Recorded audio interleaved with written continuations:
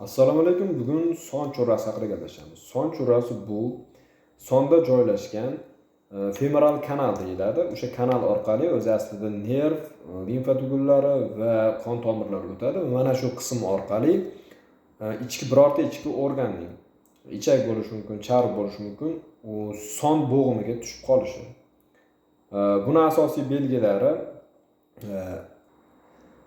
son bo'g'imida shishish, harakat paytida og'riqning kuchayishi va bundan tashqari ko'ngil aynishi va ichak harakatining buzilishi va yo'talgan paytda o'sha shishning o'ynashini kuzatishimiz mumkin. Buning asosiy sabablari esa albatta semizlik, muskullarning yaxshi rivojlanmaganligi va 40 yoshdan oshgan ayollarda bu kasallik ko'proq uchraydi.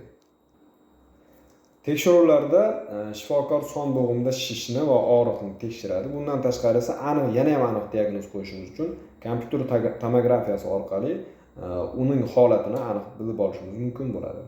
Davolash esa albatta jarrohlik yo'li bilan o'sha kirib qolgan a'zoni qaytib chiqarish va o'sha asosiy kattayib ketgan kanalni kichraytirib qo'yishdan iborat bo'ladi. Oldini olish uchun esa albatta sog'lom turmush tarziga rioya qilish, muskullarni chiniqtirish talab etiladi.